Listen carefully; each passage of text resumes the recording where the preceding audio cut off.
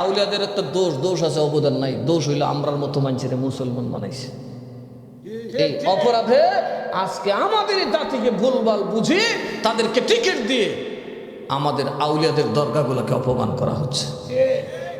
যদি রাষ্ট্র চালাতে হয় তাহলে তাকে গায়েবের খবর দেনওয়ালা নবীর সাথে সম্পর্ক রাখতে হয়, তাকে হাজির নাজির নবীর সামনে দাঁড়াতে হয়, রাসূলুল্লাহর পাওয়ার তার লাগবে, সেই উমর আসতে হবে, মিম্বরে দাঁড়াবে, খুতবা দেবে, হাজার মাইল দূরে সেনাবাহিনীর খবর জানবে।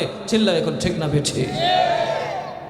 সেই গরিবের আওয়াজ লাগবে, শত মাইল দূরে থাকবে, কিন্তু পিতৃরাজের গড়ের খবর জানবো। কথা কয় না? খাজা সাহেব পিতৃরাজের গড়ের সব খবর কই দিচ্ছে। আজকে তাদের ব্যাপারে শিরিক বলা হয়, তাদের মাজার ভাঙার প্রতিযোগিতা করা হয়। আজকে কুত্তা মারলে বিচার হয়, কিন্তু মাজার ভাঙার বিচার হয় নাই। আজকে ডেইলি স্টার নামের একটা খবরের পত্রিকা ভাঙছে, গিয়ে দেখো সুল্লা মুল্লা ধরে সব ধরতেছে। প্রথম আলোকে অ্যাটাক করছে, ধরছে, কিন্তু আউলিয়াদের কি কোনো অবদান দেশে নাই? আরো জোরে কোন নাই? আউলিয়াদের একটা দোষ আছে, অবদান নাই। দোষ হইলো আমরার মতো মানুষের মুসলমান বানাইছে। এই অপরাধে আজকে আমাদের জাতিকে ভুলভাল বুঝি তাদেরকে টিকিট দিয়ে আমাদের আউলিয়াদের দরগাগুলোকে অপমান করা হচ্ছে। মাজার জিয়ারত আল্লাহর খুশির ব্যাপার। জোরে কন্যা সুবহানাল্লাহ।